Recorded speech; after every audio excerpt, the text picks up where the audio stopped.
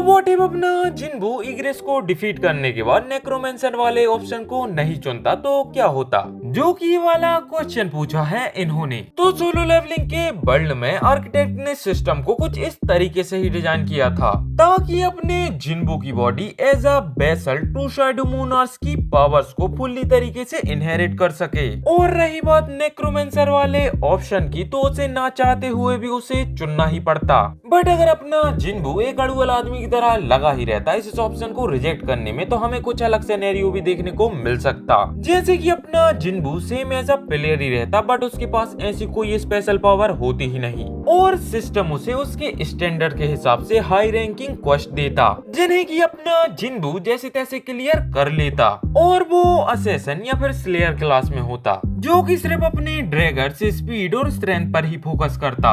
But इतने में भी अपना जिन्बू खुद में ही एक पावर हाउस होता जो कि एक एस रैंक हंटर या फिर उनसे भी थोड़ा ज्यादा पावरफुल होता। लेकिन इस वाले सिनेरियो में अपने जिन्बू के पास साइडो आर्मी ना होने के कारण ऑर्क वाले क्वेस्ट में बहुत ही ज्यादा दिक्कत होती। बट जैसे कि वो जैसे तैसे पार कर भी लेता। बट जेजू आइलैंड आर्क जिसमें कि हमें अपना बीरू मिला था यानी कि एंड किंग और वो सभी एंड्स, और इस रेड में अपना जिन्बू फेल हो सकता था। लेकिन अगर वो इस रेड में भी जैसे तैसे पास हो जाता but war with monarch arc में, तो उसका काम खत्म ही था क्योंकि बिना बीरू, ईग्रिस, टस्क, ग्रीड और अदर शैडो सोल्जर्स के बिना अपने जिन्बू का कोई चांस ही नहीं था।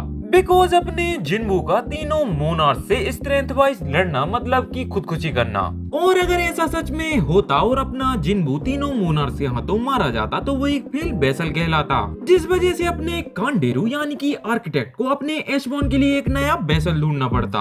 और ऐसे में सोलो लेवलिंग की स्टोरी बिल्कुल ही बदल जाती या फिर मैं कहूँ ऐसी तैसी हो जाती। तो मेरे हिसाब से तुम सभी लोगों को ऐसा ही देखने को मिलेगा। लेकिन अगर तुम्हारे मन में कोई अलग थ्योरी है तो तुम सभी लोग कमेंट में बता सकते हो। और भी ऐसे ही व्हाट इफ थ्योरी के लिए तुम सभी लोग लाइक के साथ फॉलो भी कर सकते हो।